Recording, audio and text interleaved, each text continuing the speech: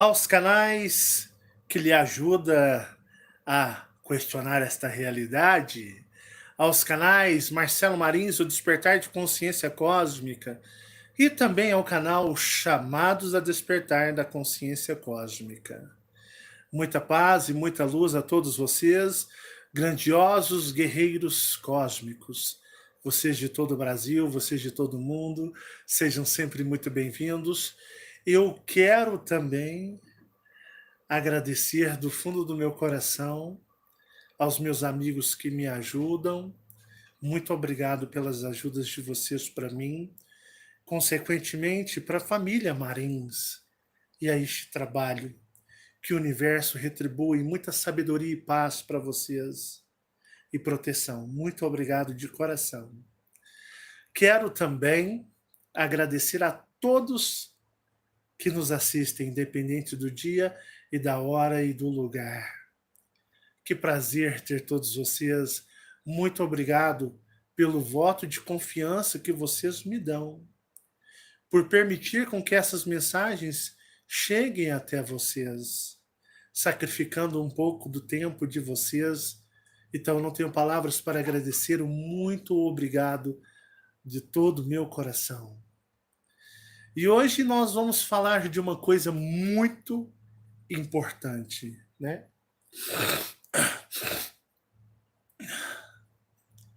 Hoje nós vamos falar de algo que eu acho que vocês nunca ouviram falar. Com certeza, nunca ouviram falar. Da onisciência cósmica. Onisciência cósmica. Vocês sabem o que a palavra onisciência significa? Eu até fiz aqui, né, uma observaçãozinha para vocês, para mim não esquecer. A palavra onisciência significa o saber absoluto, absoluto, o saber absoluto ou pleno, conhecimento infinito sobre todas as coisas. Então, mais uma vez, recapitulando. A palavra onisciência significa saber absoluto ou pleno, conhecimento infinito sobre todas as coisas. E o que então nós, emendando ou casando a palavra cósmica? É o saber absoluto do cosmos, pleno do cosmos, conhecimento infinito sobre todas as coisas do cosmos. E o nosso vídeo de hoje é a respeito da onisciência cósmica, que vocês vão abrir ainda mais a visão e o entendimento de vocês sobre as coisas cósmicas, tá bom? Mas antes, eu gostaria de ler duas perguntinhas que eu recebi. Me perguntaram da seguinte maneira nos comentários do YouTube. Marcelo, uma dúvida. Marcelo, uma dúvida que fiquei, que gostaria que respondesse, é tipo, os Elohims são mais poderosos que os próprios arcanjos, tanto que as poderosas espadas só são um pequenino fragmento de um Elohim. Por que eles precisam de uma guarda real para se proteger em uma possível revolta dos Dracos?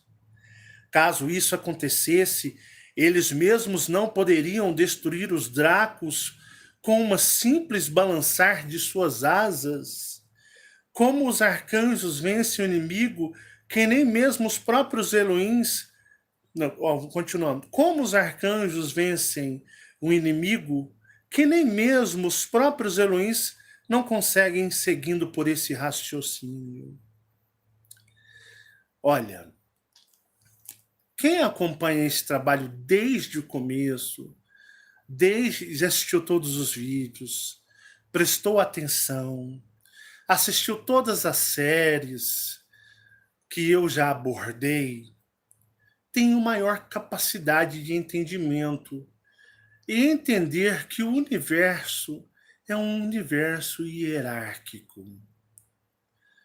Não é um universo peace and love, paz e amor e igualdade, como aí esses que adoram aí, né, tomar um chá de riponga, essa galera do matinho verde, gostam de conclamar que não existe, né, a dualidade, que o universo não é dual, e blá blá blá, blá blá blá, blá blá blá, a transição planetária, estamos na quinta dimensão, né? Então essa galera aí que adora, né, de uma certa forma aí, queimar a erva danada, né, tomar um alucinógeno ayahuasca, essa galera conclama isso. E o universo, ele é hierárquico.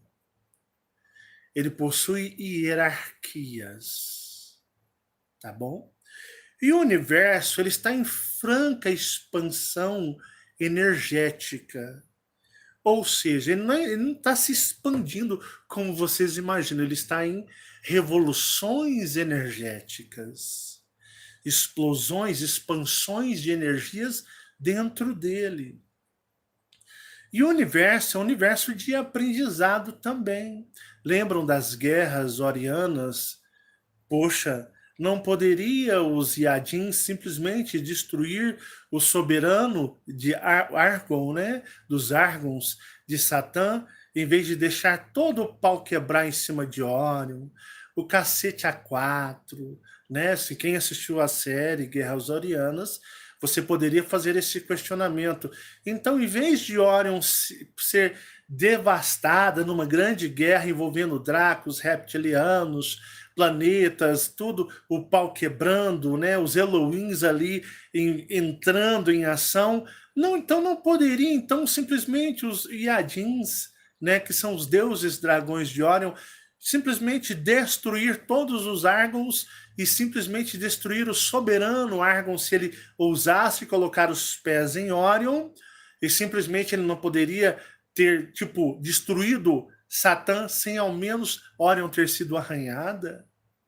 Então, por isso, vocês têm que assistir as minhas séries. E vamos para Guerras em Antares. Até onde vocês já assistiram Guerras em Antares? Não poderia, então, os Elohims, ou simplesmente os arcanjos, né, entrarem na guerra e, em vez de deixarem reptilianos e reptilianos serem destruídos, dizimados, o general Draco Negro ser destruído, ele se autodestruir, ele foi destruído, dá na mesma. Então não poderia, então, os próprios Elohims mandarem os arcanjos e simplesmente ir lá pegar, né, ali a semente cósmica, o cristal, e voltar para Orion e dar um cacete nos antarianos? Mas não, milhões ou bilhões, trilhões de reptilianos morreram, foram destruídos. E simplesmente os Elohims apenas observavam junto com os Yadins. E os Dracos não poderiam, então, ter mandado, em vez de reptilianos, uma comitiva extremamente gigantesca de uniões de vários Dracos para ir lá e tomar isto? Mas por que, então, existe isso, né? Como foi nas Guerras Orianas e nas Guerras em Antares, a hierarquia. Uma hierarquia, ela é constituída de plenos poderes entre os seres. Então temos uma faixa hierárquica com os reptilianos, draconianos, reis e rainhas, os Elohims e os deuses orianos, os Yadins. Mas por que então existe isso?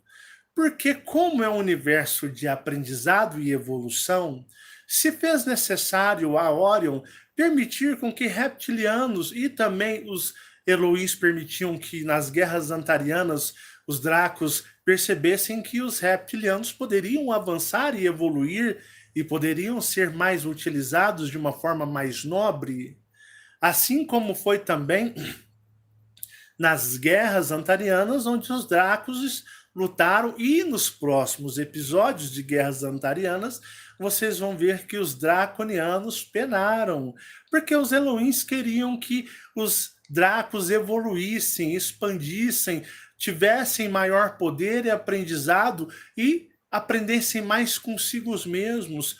Da mesma forma que nas guerras em Orion, guerras orianas, contra os Argons da galáxia de Satã, nós vemos os Iadins, digamos, testando os Elohims, para que os Elohims pudessem crescer, evoluir, entender mais a plenitude deles em si. E isso constitui uma soberania poderosa, forte. Então, a soberania, ela se constrói através de desafios e superações.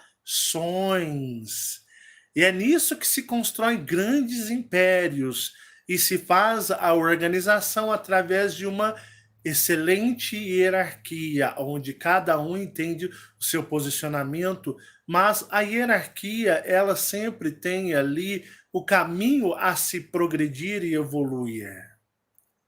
Lembram quando eu disse que Axel, o reptiliano, ele é um ser reptiliano tão aprimorado que um Draco, se não for um Draco especialista em guerra, ele pode destruir um Draco, e ele é um reptiliano infinitamente inferior em força e habilidade do que um ser Draco. Mas se o ser Draco não tiver uma afinidade ou tiver uma preparação, for um Draco comum, o Axel é capaz de destruí-lo, porque o Axel é o exemplo do ápice do que? Da evolução que um reptiliano pode chegar a quase afrontar ou afrontar um draconiano que não seja especialista em lutas e guerras.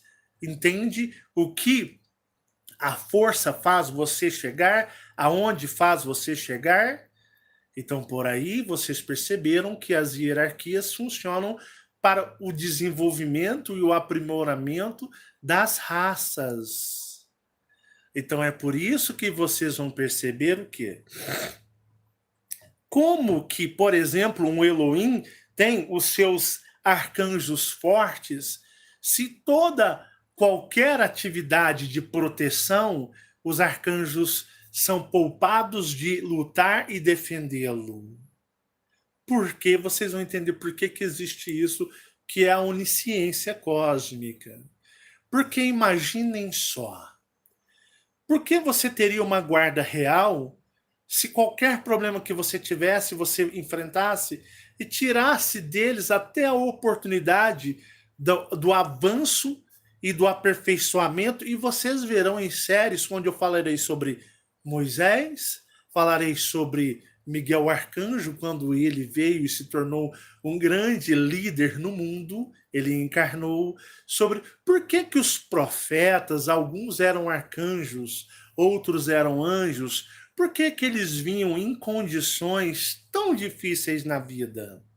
Por que grandiosos e poderosíssimos seres lá do plano real, eles encarnam aqui dotados de imenso poder e sabedoria, com seus véus quase extintos, o véu é a separação, mas porém vêm em situações de pobreza, dificuldades, limitações, porque a esses seres cabem digamos, o processo de evoluir e aprender e expandir a sua força.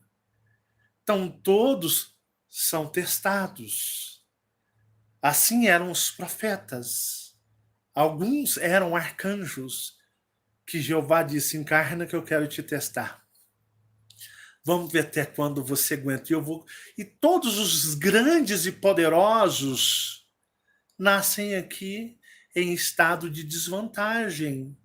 Nascem em pobreza, nascem no estado mais humilde, não têm espíritos nobres, poderosos, violentíssimos que nascem como ricos aqui.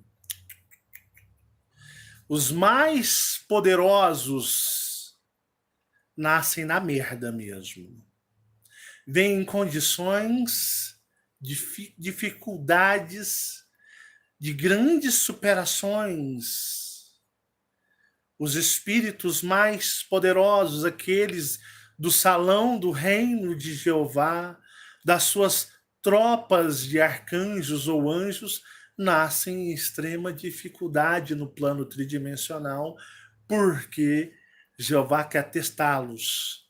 Embora não tenham grandes habilidades, poderes, energias, quanto mais forte e mais lúcido e o véu ser mais raro ou mais fraco, Jeová sempre está jogando, junto com os comandos dele lá, está jogando dificuldades nas costas desses grandes seres. Porque Jeová ele quer testar a força de todos. Porque na realidade ele está ajudando eles a se tornarem mais fortes. Isso é um padrão do universo. Então, grandes e poderosos seres guerreiros, draconianos, reptilianos, que vêm com um véu extremamente pequeno, eles vêm em estados de muitas dificuldades. Ao contrário que muitos dizem, os grandes seres de Jeová, eles vêm, eles são chefes de estado, são ricos, são poderosos, são pessoas de extrema riqueza. Não, pelo contrário. Os mais fortes são os que mais vêm lascados. Porque justamente Jeová gosta de testar a força deles. Gosta de, como uma pegadinha, colocar neles um fardo pesado para ele ver a força explodindo, eclodindo dentro deles e eles se superando dentro das forças e superando a dimensão tridimensional. Então, tudo é um aprendizado.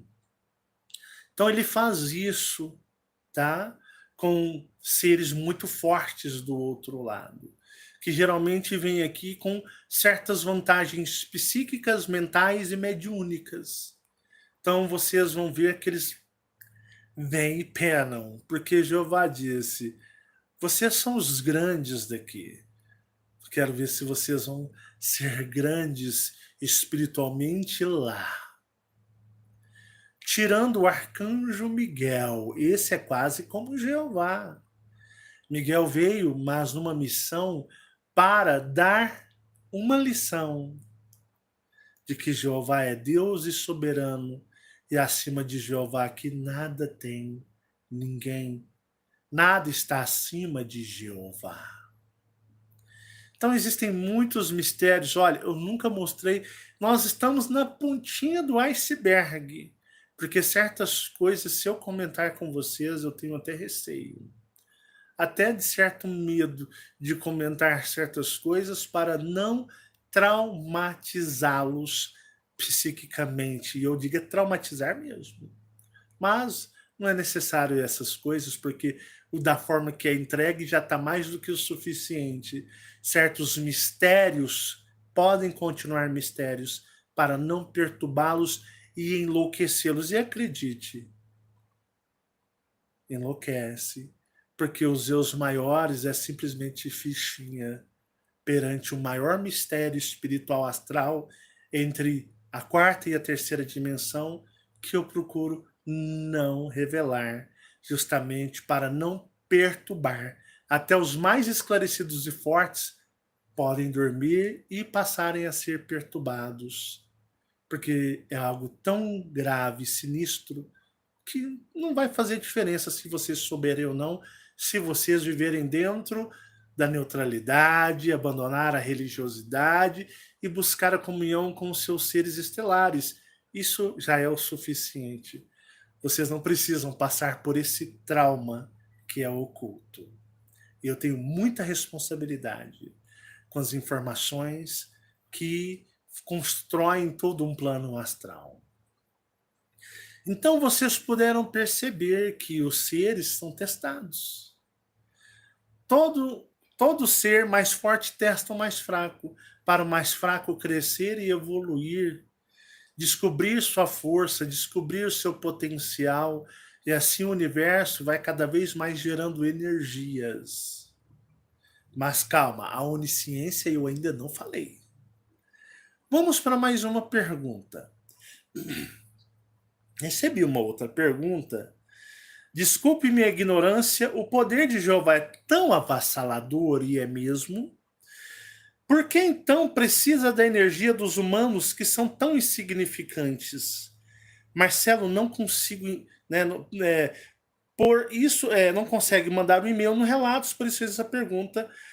Desculpe minha ignorância, o poder de Jeová é tão avassalador, por que então precisa da energia de humanos que são tão insignificantes?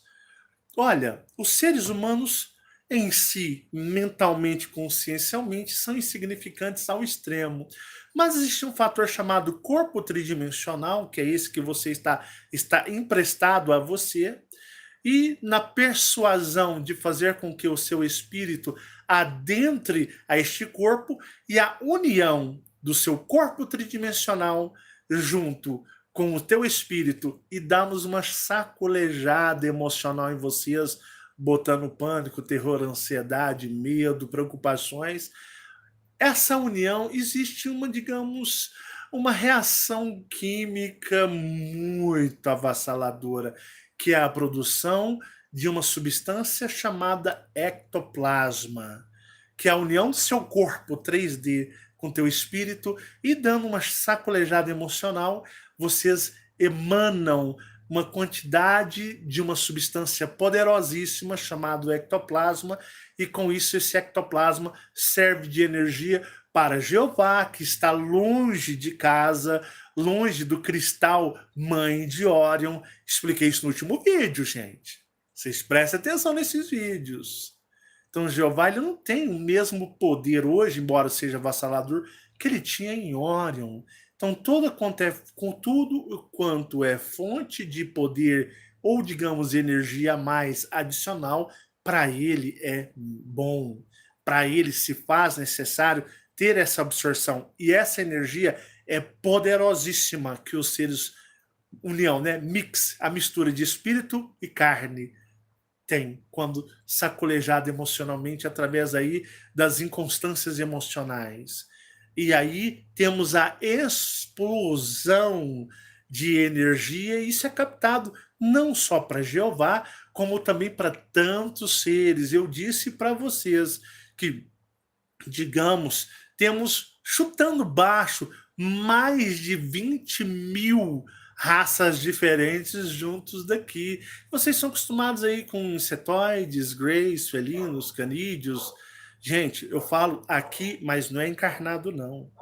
Lembrem da associação extraterrestre de controle e manipulação deste mundo. É a associação que chamamos de dominadores.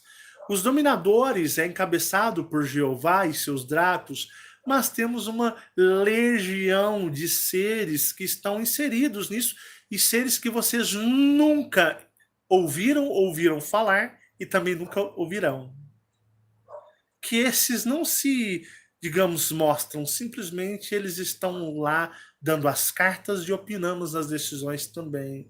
É uma associação de seres extraterrestres. Alguns aqui vocês conhecem, outros não, e nunca conhecerão. Então toda essa energia é dividida para eles, e cada parte hierárquica tem a sua parte merecida. Beleza? Vamos mais uma perguntinha? Teria um Elohim, algo tipo espada, que seria parte do Yadin? Haveria possibilidade de um Elohim de se voltar contra um Yadin? Teria um Elohim algo, uma espada, que seria parte do Yadin? Haveria a possibilidade de um Elohim se voltar contra um Yadin? Ó, vamos ver se vocês pensam, né? Eu faço esse trabalho. Aquele pare, pense, reflita e analise. Nem sempre funciona. Você teria um bonequinho reptiliano? Me empresta um reptiliano ali. Eu quero mostrar algo interessante para vocês. Só um instante, pessoal. Eu até afastei um pouquinho. Iadins, Elohims, draconianos e reptilianos. Só um. Pode ser o preto. O preto é o que ele é, o preto? É um reptiliano? É um Draco. É um draco? Tá faltando as asinhas nele? Aqui. Ah, ó, isso aqui é um draconiano, né? É um draco, né? Esse ser lembra um dragão ou não? Esse ser lembra um dragão ou não? Lembra não, viu? Se você falou que lembra, você está precisando focar as ideias na ideia. Este é um ser que tem uma característica réptil, possui chifre, ele é bípede, tem uma cauda, tem asa, mas, porém, ele não lembra um dragão. Ele é um draconiano. Agora, tem como você pegar esse embaixo? E não, o outro. Não, o outro. Esse aí tá decepado a cabeça dele, né? Você arrancou a cabeça. Eu, né? Então, vocês percebem que tem... Pode ser. Tem diferença. Agora, isso daqui. Tem diferença do boneco que eu mostrei? São diferentes? Né? Esse aqui a Fabiana ganhou. Foi da Bibi, não foi? Foi. Lá do Rio de Janeiro. Fabiana ganhou do presente. Um ser como esse... Né? Vou pôr assim a cabeça dele. Só que não é bem necessária essa cabeça dessa forma, mas serve de base. Mais exótico assim, né? Mas este ser, ele possui um padrão diferente deste. Esse aqui é como se fosse um humanoide réptil com asa, chifre, olho, mas ele lembra muito mais a sua estrutura a um ser bípede. Isso é um draconiano que os reptilianos foram fabricados, criados por laboratório, né?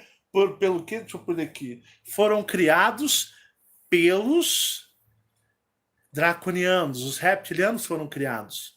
Então, vamos lá. Ó, deixa eu fazer essa perguntinha. Eu disse para vocês que os Iadins, eles são dragões estelares. Dragões estelares. Eu disse para vocês que Jeová é um dragão estelar. Mas os draconianos não são dragões, e nem mesmo os reptilianos, é claro. Então você percebe que existem duas estruturas diferentes. Iadins, dragões estelares, que são de outro universo, primordiais. E os Elohims, até vou botar o dedo aqui, né? Inferior um pouquinho. Dragões. Esse aqui faz o intermédio de esse. Esse é o Deus e esse é o servo de Deus ou semideus. E temos aqui, né? Vou fazer assim. Vamos fazer assim, né? Vamos parar, meu dedo é meio assim. Vamos fazer assim. E aqui nós temos uma outra classe, draconianos, e a inferior, que é a classe dos reptilianos. Draconianos e reptilianos são parecidíssimos, quase idênticos. Muda alguns detalhes, alguma estrutura, algumas coisas, mas eles são uma coisa meio bípede. Não são dragões estelares, de forma nenhuma. Mas o Iadin, ele é um dragão estelar, primordial do sexto universo, mas os Elohim são dragões. E o Elohim é que fala pro draconiano, mandando mensagem de quem? Do Iadin. Só que essa mensagem às vezes se torna como uma coisa dita somente pelos Elohims. Então, deduz-se o quê? Que para você falar com um majestoso ser de um sexto universo, você só pode ter contato com ele através dos filhos deles. E no universo, os filhos não se voltam contra os pais. Vocês nunca perceberam, até hoje, vocês dão umas boiadas grandes, fica boiando e não percebe. Os Elohims são filhos dos Yadins. Por isso, os Elohims pertencem à classe dragões. Porque são dragões de uma capacidade inferior, menor, mais poderosos, porque os Yadins são primordiais. Então, os Elohims pertencem aos Yadins. É por isso que eles são a ponte de controle e comando com todos os comuns. Quem são os comuns? Os draconianos, os reptilianos. Então, os Elohims, eles é o quê? Cultuados pelos... E os draconianos e os reptilianos têm a sua realeza, né? Tem os reis e rainhas, e abaixo temos ali os súditos. Então, nós percebemos que os reis e rainhas cultuam os Elohims, que são os filhos dos primordiais. E na guerra de Órion contra Satã, os Yadins estavam forçando os Elohims, que são filhos de primordiais, a afrontar o filho de um outro primordial, só que de uma estrutura e escala diferente dos dragões. Porque entre os primordiais, como eu já falei, existe uma hierarquia também. Existe a hierarquia entre eles de força, poder e organização. E dos Argons é inferior aos dos dragões, como, por exemplo, os Yadins. Então, na guerra oriana, os Yadins estavam forçando seus Elohims, seus filhos, a evoluírem, lutando numa guerra padrão quase igual em força e poder com outro filho de um outro primordial, só que dentro da estrutura e escala hierárquica inferior, mas eles estavam pagando para ver. Vai, encara ele. Ele é filho também de um primordial. Vamos, vocês precisam evoluir. Ou nós destruiremos vocês. Vocês têm que fazer a honra de serem nossas crias. Crias chamados de filhos. Então percebe-se que um Elohim não se volta contra um Yadin, que são, na teoria, ou de uma forma mais 3D de alinhamento, de raciocínio, seus pais. Entenderam? Então, os Elohims é uma parte dos Yadins. Interessante isso. É criação. Cria. Eles criaram. Então, subentende-se que são crias, ou que costumamos chamar aqui na terceira dimensão de filhos. Perceberam? E vocês estão vendo. O legal desses vídeos que eu estou fazendo, que eu estou podendo buscar séries que vocês já viram. Se você não viu, veja, porque você está boiando. Você está boiando no meu vídeo. E é por isso que eu falo, presta atenção nos vídeos, assista às séries. Assista às séries para vocês entenderem. É por isso que esse trabalho ele é todo ligação. Quem assistiu às séries que eu citei está entendendo, falou, putz, é verdade, que não é, como que isso faz, isso tem uma coerência, uma ligação, é um ponto ligando e vai indo embora as informações. Mas para isso precisa estar ciente das outras informações, senão você vai ficar assistindo esse vídeo, pô, peraí, mas o que ele está falando? Peraí, eu estou boiando, eu estou ficando maluco, que eu não estou entendendo nada. Porque você tem que conhecer o trabalho de despertar de consciência cósmica. O que eu faço são, digamos, é mais de 1000 vídeos. Alguns já foram para o limbo do esquecimento. Mas, meus amigos, temos mais, se não me engano, 900 vídeos disponíveis. séries para vocês assistirem. Então não adianta fazer perguntas agora, coisas de séries, que é só voltar atrás e assistir. Entenderam? Trabalho, ele é muito ligado, ele tem ligações. Beleza? Deixa eu ver se tem mais uma, eu acho que acabou. Então nós vamos passar para onisciência cósmica. Pô, mas né, por que que os seres igual o Jeová, o Elohim, ele não toma a frente, ele tem tanto poder, é piscar o dedo, como é que é? Tá vendo me afrontar? Acabou, né? Tá vindo o Yadin fala, pô, estão tentando atacar a Orion, né? Vão tentar atacar a Via Láctea? Não, aí é que tá. Por que que Jeová tem uma guarda real, que são seus arcanjos, ou até mesmo todos os Elohims?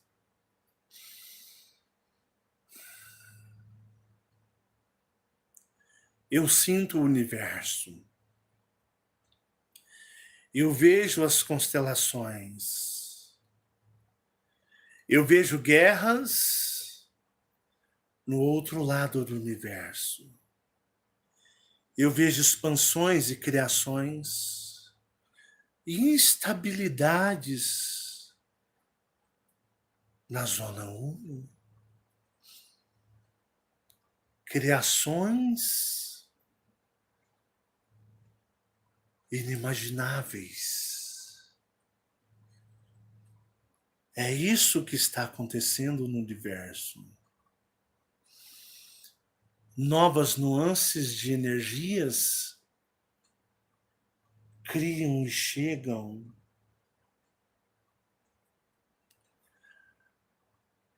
Isso é a onisciência cósmica. Os grandes e mais poderosos seres estão vasculhando o universo. Eles estão sentindo novas energias, eles estão em estado de meditação. Eles estão inteirando o que acontece nas zonas Uno. Se você não assistiu a série Humanos Cósmicos, a série Os Humanos Cósmicos, tem que assistir. Lá está explicado a zona Draco e a zona Uno. Então, para eles perceberem o que está acontecendo na zona Uno, o que está acontecendo em toda a zona Draco, os limites de autoridade, então os grandes seres, eles estão em comunicação mental, energética, consciencial, num estado meditativo com o universo. Porque o universo, ele está em constante abalos, transmutações energéticas constantes dentro dele. Então, seres, por exemplo, como Jeová, não vão perder tempo dele observando uma 3D, o que estão fazendo? Estão me adorando? O que é?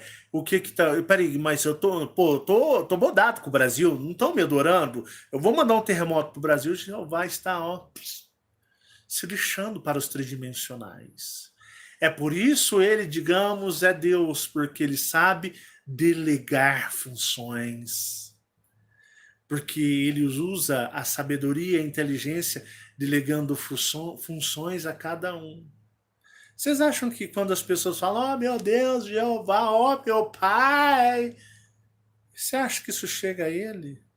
Isso não chega nem no Zé Pingaiado, espírito da encruzilhada da esquina, isso chega.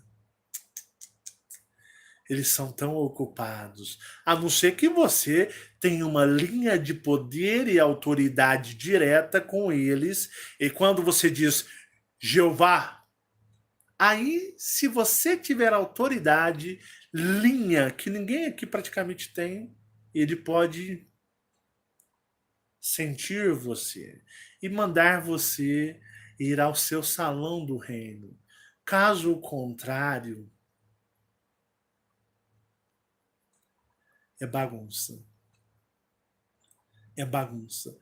Por isso os grandes profetas eram ouvidos, eles eram escolhidos de Jeová. Eles pertenciam ao salão do reino de Jeová. Eram arcanjos, eram alguns anjos, digamos, respeitados, não arcanjos, anjos, que os arcanjos são extremamente respeitados. Eram seres escolhidos, seres de intimidade com Lord Dunuvandar. E aí, quando esses o invocam, isso consegue chegar até ele, mas é raríssimo. Ele é um ser de extremo poder. Por isso que temos a associação extraterrestre, que eles se coordenam, porque Jeová não gosta de ser interrompido, porque ele está recebendo e analisando, vasculhando e sondando todo o universo e todos os confins. Ele consegue ouvir Orion daqui. Ele consegue ouvir os Elohims daqui. Porque ele está em estado de meditação. Eu já disse que muitas raças estão em estado de meditações com seus paranormais, tentando vasculhar o sexto universo, o que vem. Lembram da série lá que eu fiz, se eu não me engano, E o Maior 2019, ou Linhas Temporais, que depois virou a série Loops Temporais. Olha a importância de conhecer esse trabalho e não usá-lo como pesquisa. Peraí, eu vou assistir um vídeo aqui que ele fala. Não, esse trabalho ele tem uma lógica, ele tem toda uma sequência energética. Por isso que eu digo, já fiz um vídeo falando sobre o sexto universo. Se não foi Eu Maior 2019, foi Linhas Temporais. Escrevi no quadro, fiz lá toda a linha do que são as linhas de informações e energias vindas do sexto universo. Está tudo nos vídeos. É vocês assistirem e levarem a sério este trabalho. Este trabalho tem um número de informações que eu garanto para vocês que nenhum outro trabalho tem. Então é onde eu falo para vocês. E olha que isso é a ponta do iceberg. Certas coisas, por exemplo, Fabiana, que eu comentei com você e com o Michael, eu dou treinamento para eles. Eu os treino todo santo dia. Estava treinando hoje o Michael, a Marcele e a Fabiana. Se eu revelasse aquilo que eu revelei para vocês, e que isso poderia estar nas casas deles e com eles surtariam? Com certeza, né? Seria Não algo. entenderia. Entenderiam ou não? Não. Por mais que eles dissessem, eu entendo, não entende, meu amigo.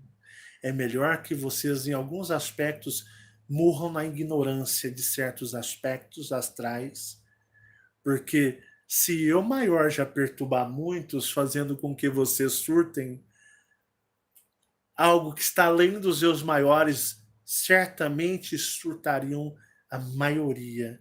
E é algo que não tem necessidade de vocês terem esse conhecimento. É o que eu ia falar, né? Porque é algo que pode vocês passar por isso, superar essa dimensão, ir embora e não terem essa necessidade de ter esse trauma, porque é um trauma esse conhecimento, mas é a absoluta verdade, é algo que deixa os seus maiores no pé de chinelo, mas o conhecimento dos seus maiores já é o suficiente que vocês precisam saber sobre o plano astral sem se chocarem, sem entrar em estado de perturbação e agonia e simplesmente ir embora para casa. Este trabalho é para poucos. Poucos mesmos. Isso que eu falo deixa as almas vazias e os seus maiores como crianças ingênuas e sem qualquer tipo de mácula ou maldade. E isso pode ser algo que muito cruel de se saber, mas que graças ao cosmos, isso é algo que pode passar batido e vocês superarem a dimensão facilmente sem isso. Então eu faço treinamentos, eu treino eles, mostro uma realidade, mostro coisas que, infelizmente, pelos fanáticos, pelas pessoas que não têm maturidade, não posso revelar. Porque é algo forte. Nossa, muito forte e traumatizante para todas as pessoas. Mas o que nós temos e estamos trabalhando nessa linha é a linha perfeita para conscientemente e lucidamente ir embora. É tudo que vocês precisam. É na forma, na linha que nós estamos seguindo. Tá bom? Espero que vocês entendam o que é a onisciência e o porquê existem os arcanjos para que Jeová não seja, ou os Elohims incomodados. Porque qualquer problema que não seja de âmbito de um nível de um Elohim, ele não quer ser incomodado, porque ele está em onisciência cósmica. Ele está vasculhando, sondando todo o sétimo universo. E assim são seres da magnitude deles para cima. Tá bom? Um forte abraço, muita paz e muita luz. Deixem seus joinhas. Espero ter ficado claro. Espero que vocês consigam entender. E nós nos veremos aí no nosso próximo vídeo sobre arcanjos e anjos. Fiquem todos em paz. Muita gratidão e muito obrigado por tudo. Obrigado por nos permitirem falar com todos vocês. Tchau, tchau, pessoal. Fiquem todos em paz.